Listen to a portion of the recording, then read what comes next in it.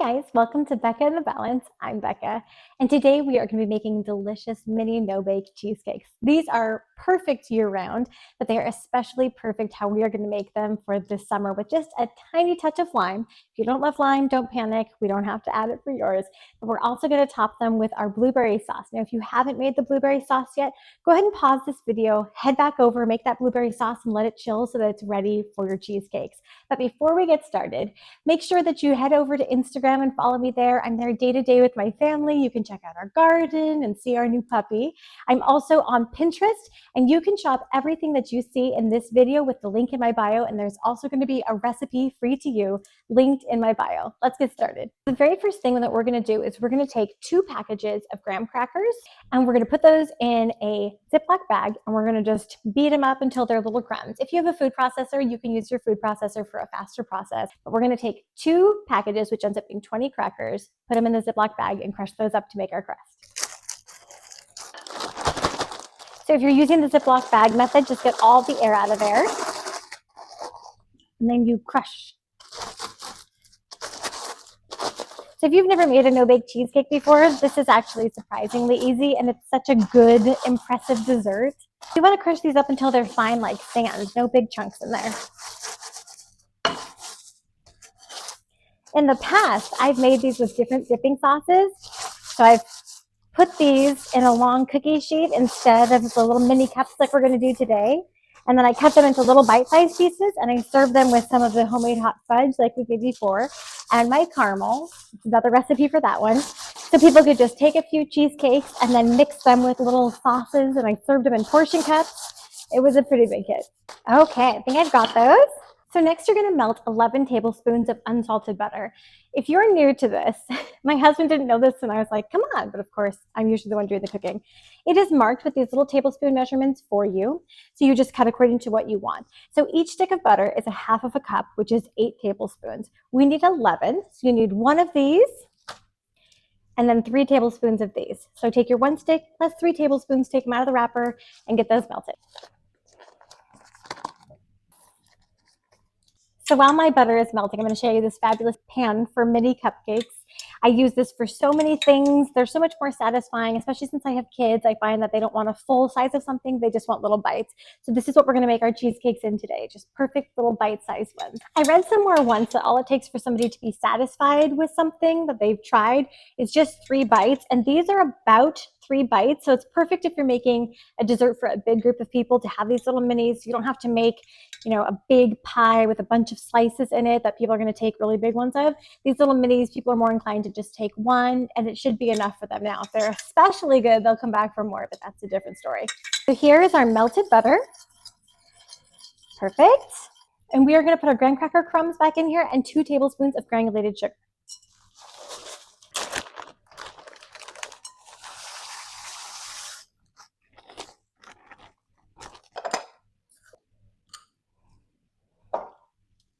So stir that all up. This is our crust. And again, it's no bake. We're going to put these into each little cup of the pan. And we're going to put just enough on there to cover the bottom of each one, maybe a little bit up on the sides in there. And then we're going to put those in the freezer. And what that does is it's giving the butter a chance to harden to hold the shape better. That way we don't have to cook and bake and wait for it to cool. But in order for that to work, you have to make sure that you've completely saturated your graham cracker crumbs. So get those stirred really well. So the best course of action with whatever you're using as far as a pan goes when you're filling the bottom with something like this is I like to measure to find out just about how much I need for each one, pour those out ahead of time, and then find something that will fit down in there to press it. My rolling pin fits down there perfect, so I can give it a gentle press. You don't want to be able to see the bottom of your pan. You just want to firmly push it in there without going too hard. Perfect. All right, so for me, 1 teaspoon put in the pan and then gently pressed around, as you can see, is absolutely perfect. So 1 rounded teaspoon is what I'm going to put in each of these. And that way I know ahead of time if I need more pan or if I can put a little bit of extra graham crackers in each one, because let's get real here. I am all crust. I want more crust. I want crust on the top and crust on the sides. I know that the filling is supposed to be like the main show, but I want all the crust. Now, if you don't want all the crust and you have more graham cracker crumbs left, you can save these as a topping for like ice cream or something else delicious. They're just graham crackers and sugar, so they go with a lot. You can also get out a regular size muffin pan and make some bigger cheesecakes, because if you have enough of this crust left, you're probably going to have a bunch of filling left too.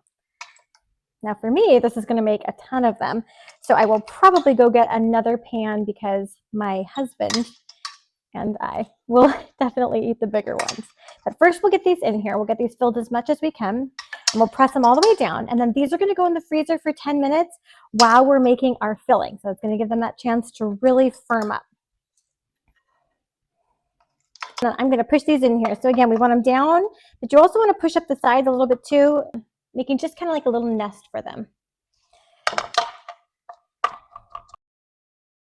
Once you have those all pressed down, you're going to cover them and put them in the freezer for 10 minutes. While your crust is in the freezer, you can go ahead and make the filling. That's 2 blocks of 8 ounces of cream cheese that have been softened at room temperature, and then you're going to combine 1 14-ounce can of sweetened condensed milk. Make sure you scrape out the bottom to get all that delicious goodness. This is the stuff that's going to make your filling so nice and sweet. Then you're going to get your hand mixer, and you're going to start to mix that up, and you know the drill here.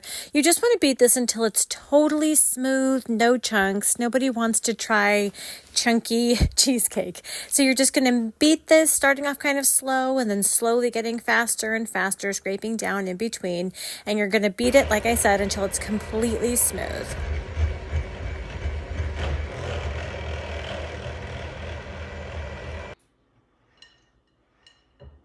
You then scrape it all the way down, and then this is where you make the decision if you want to do all lemon juice or what I did, which was half lemon and half lime juice. I did 1/8 cup of lemon juice and 1/8 cup of lime juice and 1 teaspoon of vanilla extract.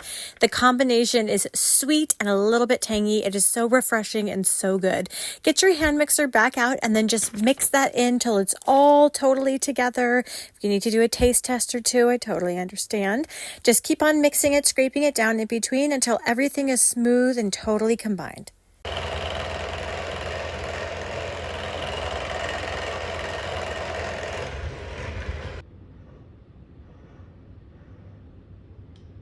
Again, taste testing is so important here to keep your family and everyone safe.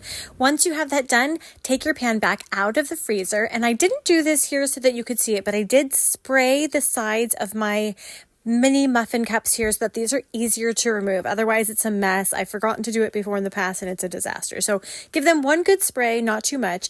And then you're going to fill these up till they're about level and do your best to kind of keep them nice and flat there so that they are an easy pickup. You don't have them squishing everywhere. Then put those back in the fridge for a couple of hours till they're totally hardened. Get your sauce back out. And this blueberry sauce is the one that I made, but you can make the exact same sauce recipe with whatever fruits you would like. So I've made this with raspberry before. I added some whipped cream to my tray here, and then I decided to go ahead and do some fresh fruit, some strawberries, and some blueberries. These were so good. As you can tell, they are red, white, and blue, which is perfect for our 4th of July coming up here. The flavor of these is sweet with a little bit of tang. That blueberry really comes through.